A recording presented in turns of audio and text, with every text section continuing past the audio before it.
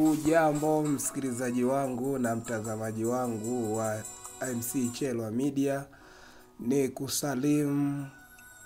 Habari ya asubuhi, unaendeleaje? Natumaini umeamka vizuri na unaendelea poa. Najua wengi tulikuwa na hamu sana kwamba tuweze kujua Jonathan aliitwa na nesi aliambiwa nini. Ndiyo, tuna mfululizo wa simulizi yetu nzuri ya Jonathan ambayo kwa kweli imebeba mafunzo mengi sana.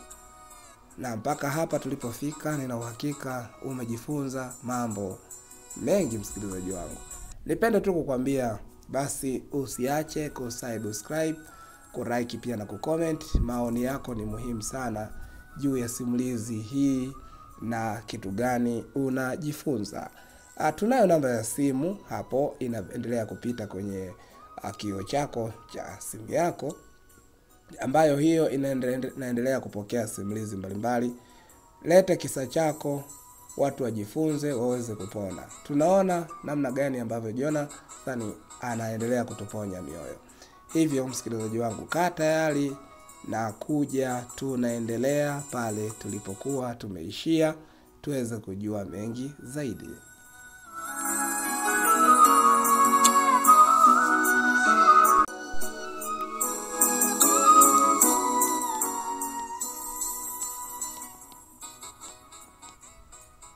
Jonathan anasema kwamba aliitwa na nesi, na nesi akamwambia kwamba njoo, daktari anakuita. Alipofika ndani, Jonathan anasema alichokiona hakutegemea kwamba kweli anaweza kukutana nacho. Alikuta kwenye kitanda alichokuwa amelazwa baba yake pamefunikwa na lile shuka maalum kabisa kwa ajili ya kuzungushia kitanda, kinachoashiria kwamba ni tukio fulani ambalo limetokea. Jonathan anasema daktari alimuita na akamzungusha kabisa kwenye kitanda ambacho baba yake alikuwa amelazwa. Akaambiwa, Jonathan, wewe ni mtoto wa kiume, na ndio maana sijasita kukwambia haya. Ni kwamba masaa 2 yaliyopita mama yako amefariki dunia, lakini sasa hivi ukiwa unatoka pale, baba yako pia amefariki dunia. Kwa hiyo nimekwambia haya Jonathan kwa sababu najua wewe ni mtoto wa kiume, una uwezo wa kujikaza. Hivyo sasa nenda nyumbani, kafanye maandalizi, kawaambie ndugu zako kama ni dada, waelekeze namna mazingira yalivyo. Jonathan anasema alikuwa ameishiwa nguvu kabisa. Anasema daktari akiwa ananiambia, mimi nilikuwa nimebaki nimedua tu. Nakumbuka nilikuwa niko kidato cha 4 na ni msimu ambao mimi nilikuwa ninaelekea kufanya mitihani yangu. Kwa hiyo tukiwa kwenye maandalizi, matukio ya ajali za wazazi wangu yalitokea. Hivyo nilijikuta nimedua tu. Baadaye nikaamka, nikaanza safari ya kurudi nyumbani kwa sababu nilikuwa sina mawasiliano ya simu. Ilinilazimu kutoka pale hospitali mpaka kufika nyumbani. Nilipofika nyumbani nikamkuta dada akiwa anaandaa chakula kwa ajili ya kuleta hospitali. Nikamwambia, dada, hebu nakuomba ndani mara moja. Basi dada akawa ameingia ndani. Nikamwambia, hebu kaa hapo, umefikia hatua gani? Akaniambia, niko kupika chakula, hivi ndo nianze safari ya kwenda hospitali. Basi nikamwambia, dada, hebu ingia chumbani kwa mama, angalia usalama na usafi kama kukoje. Akaniambia, kwa nini? Nikamwambia, hebu fanya hivyo nilivyokuambia kwanza. Kwa hiyo dada aliingia chumbani, akafanya usafi vizuri kabisa. Nikamwambia, sasa angalia nguo za baba ambazo ni safi, alafu ni zimekaa vizuri, na za mama twende hospitali tuongozane, lakini usibebe chakula.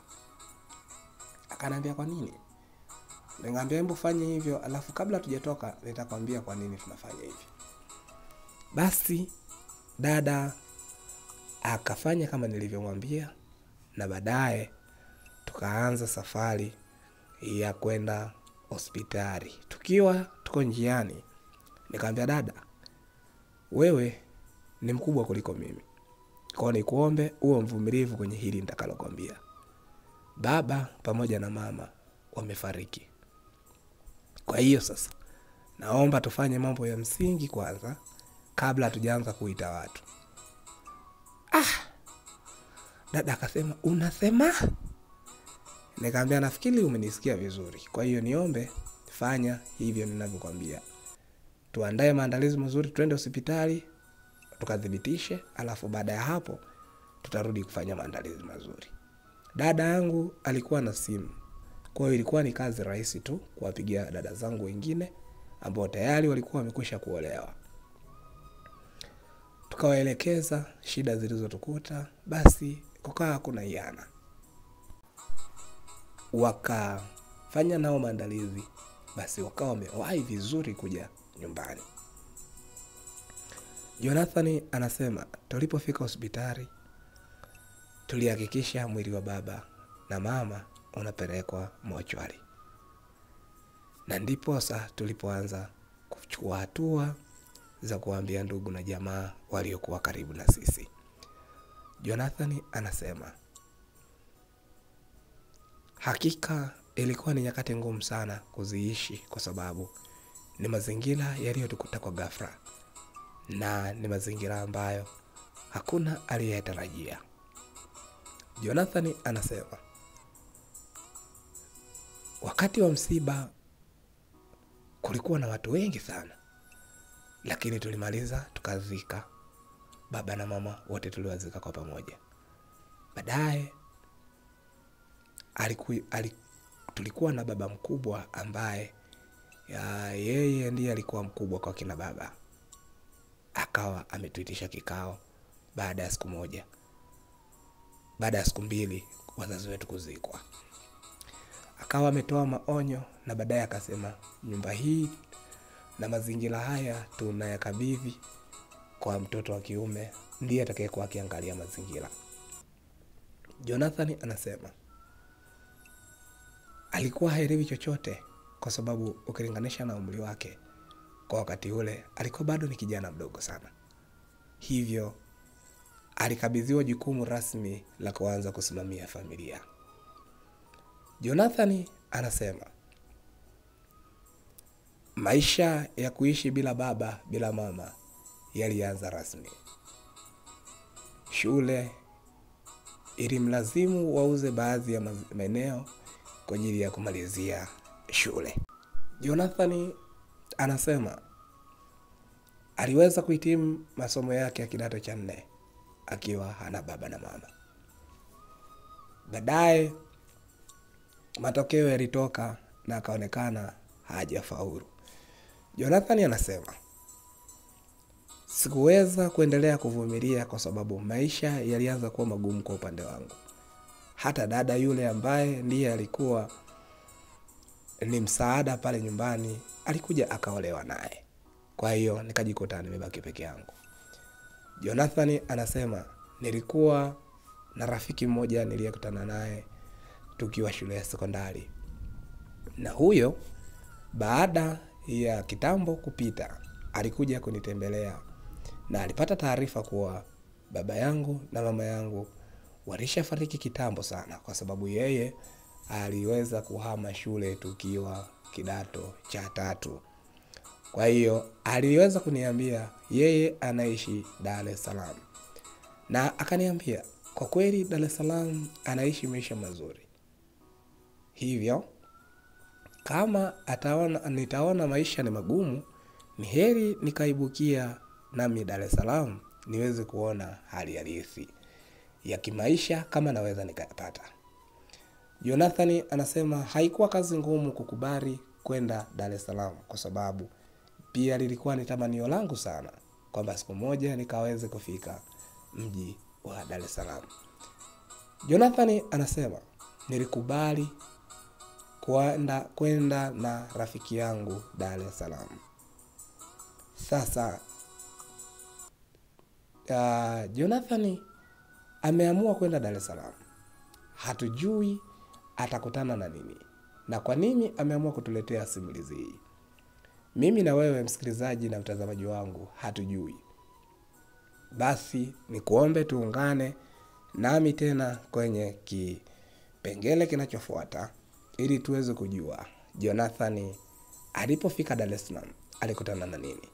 Na je, aliyakuta maisha mazuri kama alivyoahidiwa au alikutana na songo mbingo? Mimi na wewe hatujui. Niendelee kukusihi msikilizaji wangu pamoja na mtazamaji, usiache kusubscribe channel yetu ili uweze kuendelea kupata zaidi vitu tunavyoendelea kuposti. Lakini pia naendelea kupokea simulizi mbalimbali kwa kutumia namba hiyo ya simu. Waweza kunitafuta kwenye WhatsApp ukaniambia tu nina simulizi, lakini unaweza kunitumia message ya kawaida kwamba nina simulizi, alafu mimi nitakutafuta, nitajua tunapangaje mambo. Nikutakie wakati mwema na uwe na siku njema. Mimi ni MC Chelwa. Asante.